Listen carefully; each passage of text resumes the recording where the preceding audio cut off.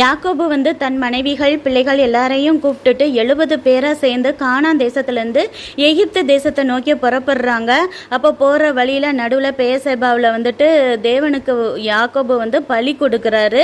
அங்கே தேவன் யாக்கோபுட்ட பேசுகிறாரு. யாக்கோபே யாக்கோபே அப்படின்னு கூப்பிட்டு சொல்கிறாரு, நான் உன் தகப்பனுடைய தேவன், நீ எகிப்து தேசத்துக்கு போக பயப்படாத, நான் உன்னை அங்கே பெரிய ஜாதி ஆக்குவேன், அங்கே தான் நீ மரணம் அடைவாய் அப்படின்னு சொல்லி அனுப்புகிறாரு. அப்போ அவங்க எல்லாருமா சேர்ந்து வர்ற வழியில் தனக்கு முன்னாடி யூதாவை அனுப்புகிறாரு. கோசை நாட்டில் யோசேப்பு தன்னை மீட் பண்ணணும் அப்படின்னு சொன்னதுனால யூதாவை ஃபஸ்ட்டு அனுப்பி வைக்கிறாரு. யூதா போயிட்டு யோசேப்பிட்ட சொல்கிறாரு, நம்ம அப்பா பின்னாடி தான் வந்துட்டு இருக்காங்க அப்படின்னு சொன்ன உடனே யோசேப்பு உடனே அவருக்கு அவங்க அப்பாவை பார்க்காம இருக்க முடியல, நம்ம உடனே பார்த்தே ஆகணும்னு சொல்லிட்டு ரதத்து மேலே ஏறி அவரே ட்ராவல் பண்ணி போய் அவங்க அப்பாவை சந்திக்கிறாரு. அவங்க அப்பாவை பார்த்தோன்னா ஓடி போய் கட்டி பிடிச்சி ரொம்ப நேரமாக அழுகிறாரு. 22 வருஷமாக பிரிஞ்சிருந்த அழுகை, வலி, வேதனை எல்லாத்தையும் அழுது கொட்டி தீக்குறாங்க.